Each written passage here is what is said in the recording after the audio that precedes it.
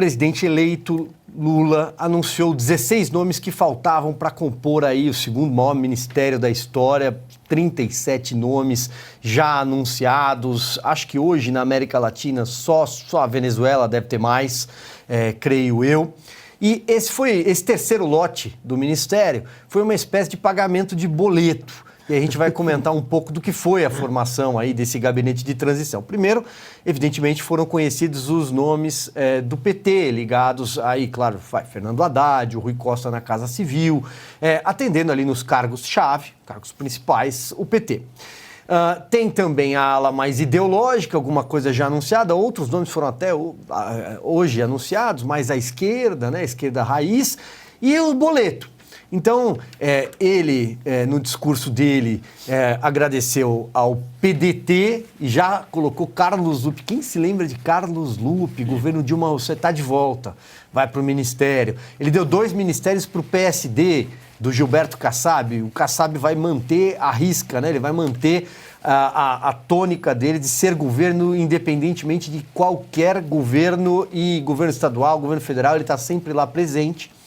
Ele também fez uma negociação que trouxe, vejam vocês, União Brasil para o colo ali dele, União Brasil do Luciano Bivar. A gente sabe também que político, que partido tem seu preço, e nessa negociação ele conseguiu fazer até com que o Valdez Góes, que é governador do Amapá, trocasse o PDT, anunciou que vai trocar o PDT pelo União Brasil e chamou de inteligente quem comandou essa articulação, que é uma sujeito que vocês conhecem, chama Davi Alcolumbre. Ele chamou de inteligente o Davi Alcolumbre nessa operação. Aí disse assim, eu agradeço ao Alcolumbre por ter encontrado o Valdez Góes. Não era muito difícil encontrar o Valdez Góes, tem uma ficha corrida enorme. Foi preso em 2010 por suspeita de desvio na educação, uma operação acho que batizada de Mãos Limpas. Depois de 2019, ele foi condenado pelo STJ por peculato, entre outros tantos nomes que nós vamos trazer aqui, inclusive ilustrar com algumas imagens para quem não se lembra desse pessoal que está voltando para a cena do crime. Mas, sobretudo, uma frase me chamou a atenção e encerro aqui. Foi quando ele disse assim, abre aspas, no meu governo não há medo de escolher político. E continuou, né? Ainda vamos montar a diretoria da Petrobras. Para mim está tudo muito claro. É inevitável a memória do brasileiro, dos pilantras que saquearam a Petrobras. Quem se lembra de Néstor Cerveró, Renato Duque, Pedro Barusco, vou parar por aqui. Mas essa é a frase, nós ainda vamos montar a Petrobras. E a gente segue. Começando com você então, Kim, essa montagem anunciada, concluída hoje, pelo menos o primeiro escalão, porque a gente sabe que vai ser aparelhada de forma vertical, porteira aberta. Quem assume o ministério terá ali muitos e muitos cargos para pendurar gente. Pois é. Quando eu olho para toda essa turma, esse final que você diz aí sobre essa questão das indicações políticas, está mais do que notório, sai dessa questão, não nomes técnicos para cargos técnicos e traz nomes políticos para questões que às vezes deveriam ser técnicas, mas beleza, né? Ministério, querendo ou não, é um cargo político, mas a gente questiona bastante os nomes. Eu acho que a peça central também, você pontuou, e vou um pouco além, o núcleo duro do governo, se parar para olhar, ele é 100% vermelho. É 100% tem que fazer. Um nome ou outro que talvez não seja do PT, como por exemplo Flávio Dino, é um cara que tem total proximidade com a turma do PT, inclusive da cota pessoal do Lula. Todos os cargos ali chave ele escolheu a dedo. Você vê que ele deixou o restante, assim, aqueles ministérios, muito deles que não tem orçamento, não tem expressividade, só assim para tentar compor algum tipo de base. Tanto que a Simone Tebet, ela foi rifada, acabou com o planejamento, que é um típico ministério que você não escuta falar do ministro, porque qualquer tipo de planejamento, quando começa a ser executado, ninguém lembra de quem começou, né? Quem encabeçou o projeto. E aí tinha algumas coisas, ela queria ter acesso ela queria os bancos dentro da sua pasta, não recebeu, então ficou aí chupando o dedo no final do dia. Isso também demonstra tudo que se falou durante a eleição, que não, precisamos de uma frente ampla, a democracia, o Estado Democrático de Direito, o amor venceu. Era tudo balela, não tem nada sobre isso, nada.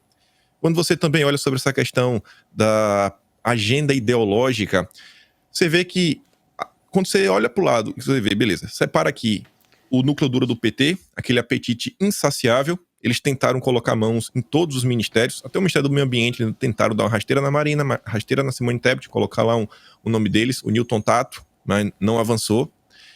Eles, além disso daí, você tem o que sobrou pro Centrão, só que o restante, e você vê que são várias pastas que realmente dá para avançar com diversas políticas públicas, e aí sim entrar com a agenda ideológica pesada.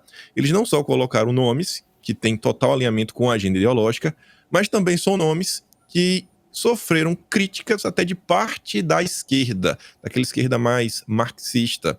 Teve um debate aí entre duas pessoas preeminentes da esquerda, o Elias Jabbour e o Pepe Escobar, onde o Elias relatava para o Pepe ele é uma espécie de correspondente internacional, não acompanha muito o Brasil, assim, coisas internas, e o Elias falava que andava muito preocupado com algumas coisas, por exemplo, o discurso que o Dilma teria feito aí na COP, onde ele não defende a soberania da Amazônia, etc, tudo mais, e aí quando ele foi atrás, ele descobriu que as 4 pessoas que tinham feito o discurso, todas tinham algum tipo de ligação com a Open Society. E aí depois ele falava pro Pepe que em todos os grupos de transição tinha alguém ligado à Open Society. Aí você vê o próprio Mercadante, estava aí recentemente numa reunião no Grupo Esfera, falando que vai ser difícil a questão de investimento, etc, que o BNDES não deve mudar muita coisa, mas que deve tentar buscar investimentos internacionais, principalmente para projetos focados na questão do ESG.